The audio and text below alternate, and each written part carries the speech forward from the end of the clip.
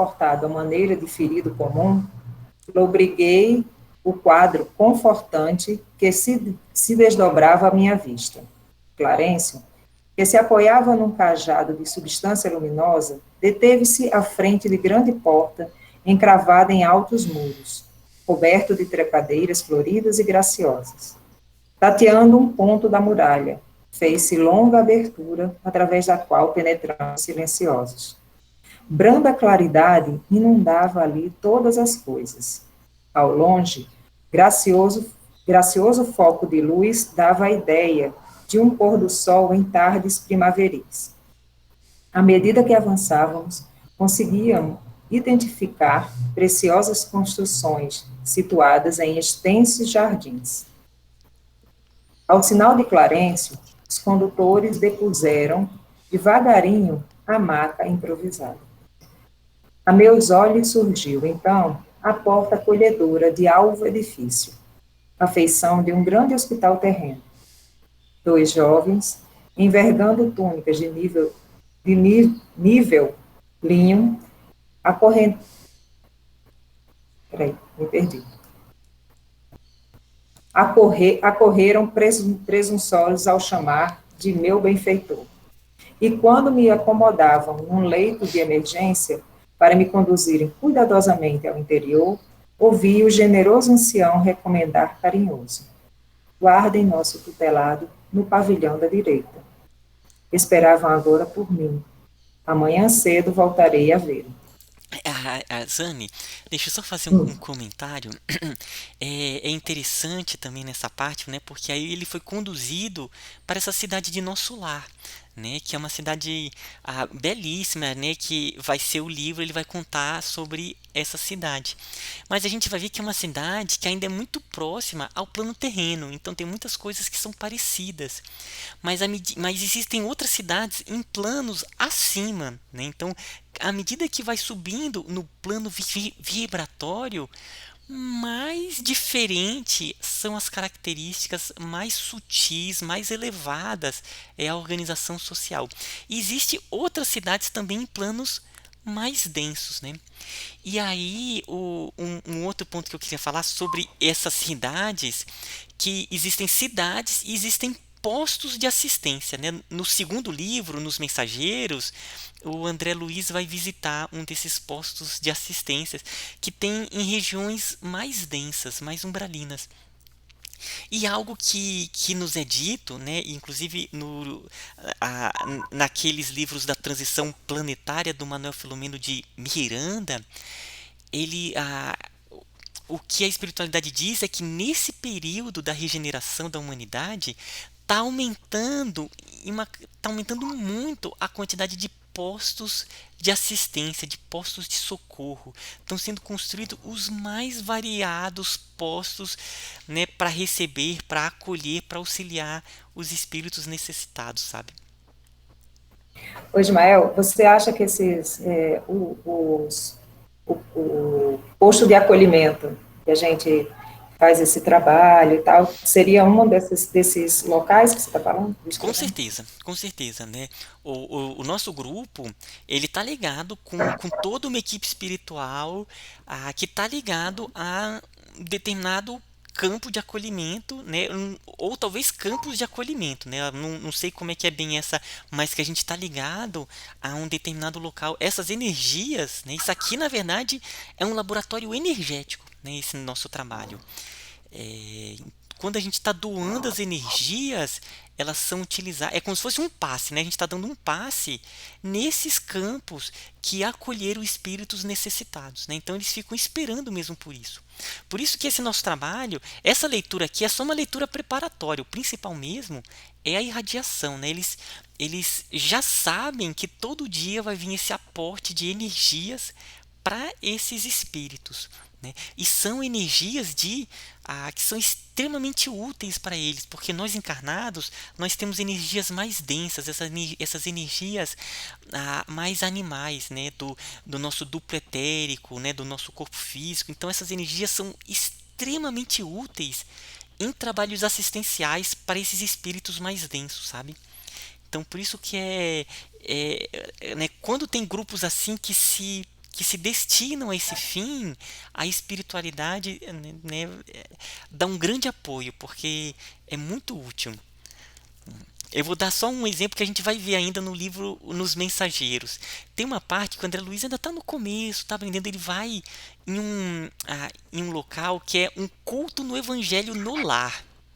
Olha só, um culto no evangelho no lar, mas era um culto que era tão bem estruturado que ele diz que haviam cerca de 200 espíritos no plano espiritual. Olha só. E aí ali ele é destinado para dar passe nos espíritos que foram trazidos. Aí um deles ele começa a dar o passe, né? Ele estava cego, o espírito, ele não estava enxergando. Então aquele passe, aquela energia que ele foi dando, o espírito ali houve, né, ele começou a ver, houve um processo ali de cura, né, de deoplastia no seu corpo energético, ele passou a ver. E aí o espírito, eu tô vendo, eu tô vendo. Então, só com esse caso do André Luiz que estava começando, a gente vê o como que essas energias elas são extremamente úteis, né?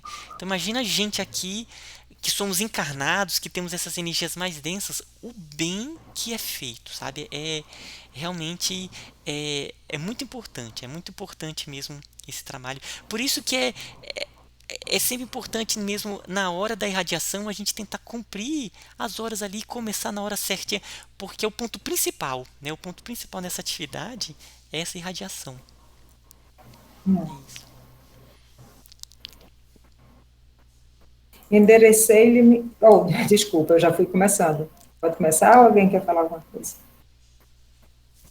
Enderecei-lhe um olhar de gratidão, ao mesmo tempo em que era conduzido a confortável aposento de amplas proporções, ricamente mobiliado, onde me ofereceram leito acolhedor.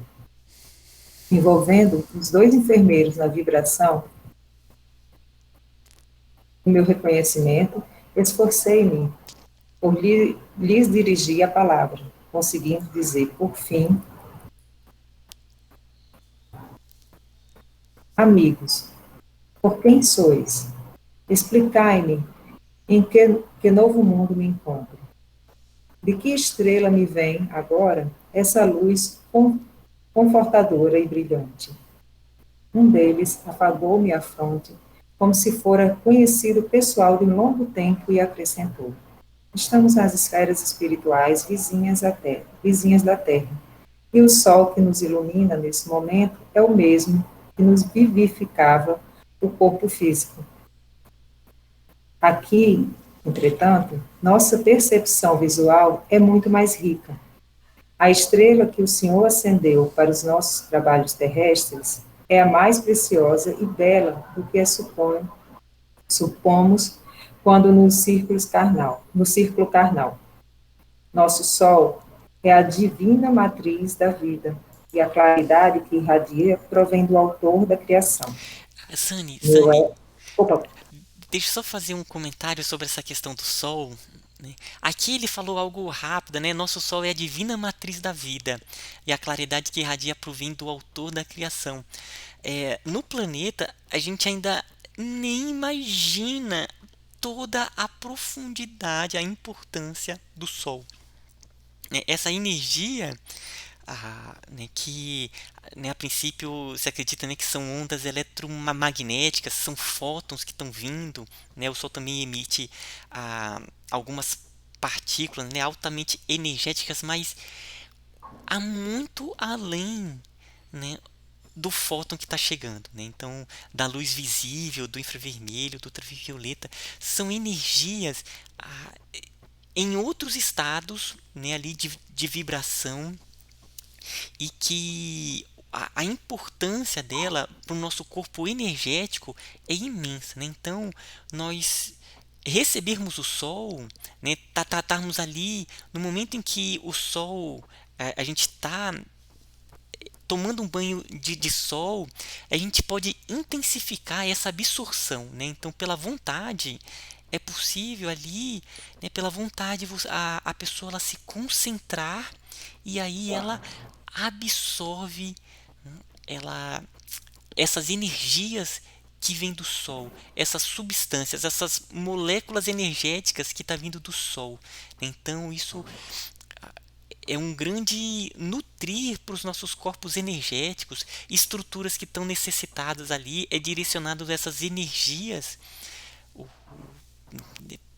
para locais que precisam, né? Então é só um ponto que eu queria colocar aqui sobre o Sol.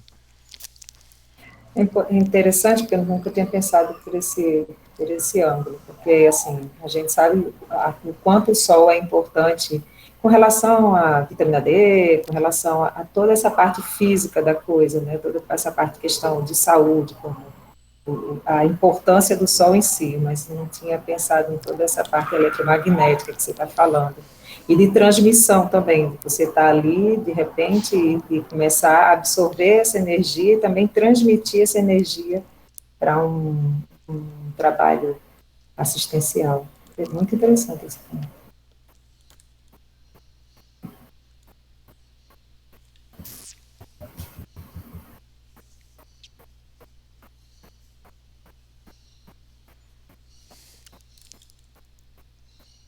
Meu ego, como que absorvido em onda de infinito respeito, fixou a luz branda que invadia o quarto, através das janelas, e perdi-me no curso de profundas cogitações.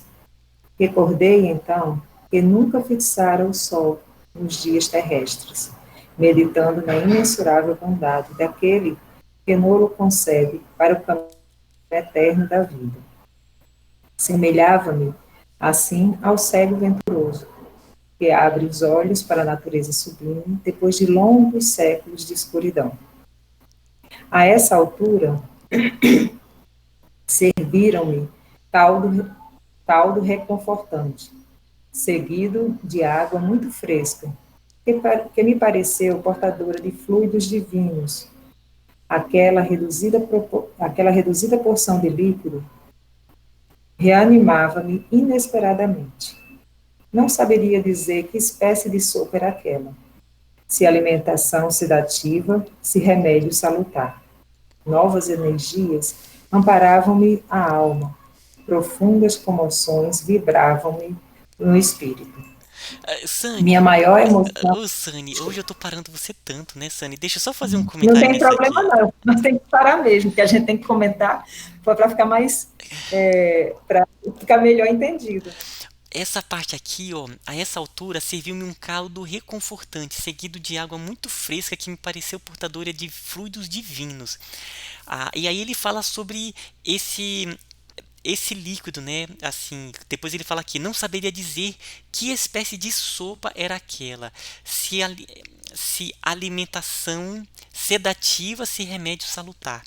Nos trabalhos mediúnicos, né, quando o espírito ele incorpora, o espírito é trazido, né, o espírito necessitado, e a gente vai conversar com ele em um processo de esclarecimento, às vezes eles vêm doentes, né, eles falam, minha cabeça, né, eu não consigo ver a minha perna, então algo é, que a gente costuma fazer, né, e em outros grupos também, a pessoa ela ideoplastiza um copo com um remédio, né, com uma água com um remédio.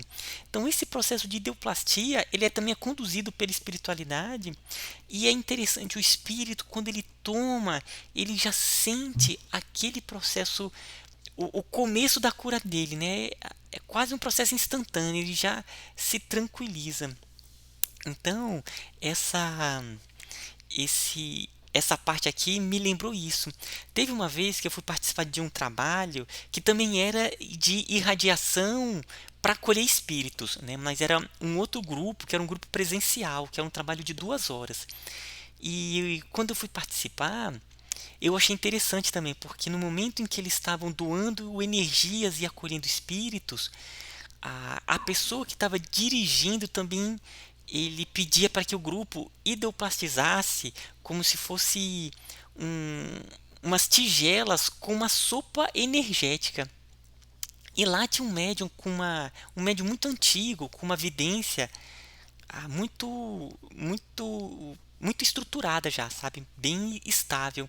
E no final ele contava mesmo que realmente ele via os espíritos entrando naquele campo de acolhimento, né, naquele posto assistencial e recebendo ali aquela sopa, né, onde eles tomavam, iam, deitavam em macas e dormiam. Então me lembrou isso, sabe? Essa parte aqui. Então é isso. Posso continuar então um pouquinho mais? Vamos lá. Minha maior emoção, todavia, reservava-se para instantes depois. Mal não sairia da consoladora surpresa, divina melodia penetrou o quarto adentro, parecendo suave colmeia de sons a caminho das esferas superiores. Aquelas notas maravilhosas, aquelas notas de maravilhosa harmonia atravessavam-me o coração. Ante meu olhar indagador, o enfermeiro, que permanecia ao lado, esclareceu bondoso. É chegado o crepúsculo em nosso lar. Em todos os núcleos dessa colônia de trabalho, consagrada a Cristo, há ligação direta com as preces da governadoria. E enquanto a música embalsamava o ambiente, despediu-se atencioso.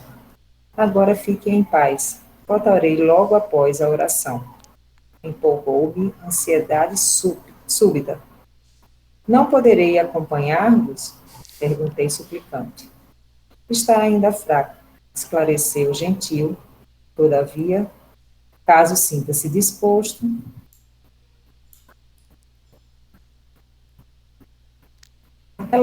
aquela melodia renovava-me as energias profundas. Levantei-me, vencendo dificuldades, e agarrei-me ao braço fraternal que se me estendia. Seguindo vacilante, cheguei ao enorme salão, onde numerosa assembleia meditava em silêncio, profundamente recolhida. Da abóbada cheia de claridade brilhante, pendiam delicadas e flores guirlandas, que vinham do teto à base, formando radiosos símbolos de espiritualidade superior. Ninguém parecia dar conta da minha presença, ao passo que mal dissimulava eu a surpresa inexcedível. Todos os circunstantes, atentos, pareciam aguardar alguma coisa, contendo a custo numerosas indagações que me esfervilhavam a mente. Notei que, ao fundo, em tela gigantesca, desenhava-se prodigioso quadro de luz quase feérico. Obedecendo ao processo adiantado de televisão, surgiu o cenário de templo maravilhoso. Sentado em lugar de destaque, um ancião coroado de luz um ancião coroado de luz fixava o alto, em atitude de prece, envergando alva túnica de radiação resplandecente. Em plano inferior, 72 figuras pareciam acompanhá-lo em respeitoso silêncio. Altamente surpreendido, reparei Clarencio participando da assembleia, entre os que cercavam o velhinho refulgente. Sani, Melhor a gente dar uma parada aqui, né? opa, deixa eu fazer então só um comentário bem rápido. Nessa parte, né, em que ele foi ali participar da prece e tinha um telão, né, desse templo, eu acredito que essa nossa reunião, né, muitos espíritos são trazidos para participar, né, ainda mais agora que ela é diária, muitos ficam internados e participam. Então, eles participam das orações, existem muitos espíritos em planos acima que fortalecem essa egrégora, e eu acredito que essas nossas reflexões também são transmitidas para eles. Tem até uma parte também em Mensageiros, né? Eu já estou adiantando umas coisas de Mensageiros, que o André Luiz vai em um centro espírita que ia ter uma palestra. E havia uma quantidade imensa de espíritos desencarnados que foram lá para ser auxiliados. Aí o André Luiz fala, mas a gente precisa de uma palestra dos encarnados, a gente não poderia fazer uma palestra, né, para eles? Aí o mentor fala assim: sim, mas eles assistirem na palestra dos encarnados dá uma sensação muito mais próximas, porque eles ainda sentem muita falta desse dessa estrutura dos encarnados, sabe? Então, essa nossa conversa, esses nossos diálogos, eu acredito que eles são transmitidos e eles participam, né? Então, é algo que a gente não é só nós, né? É nós junto com muitos outros que estão ali escutando e participando conosco. É isso. Então, saudação, né, a todos eles também, né, que estão. É, saudação a todos que estão aqui escutando. Oi, bom dia. Bom dia, Glaucia, tudo Bom bem? dia.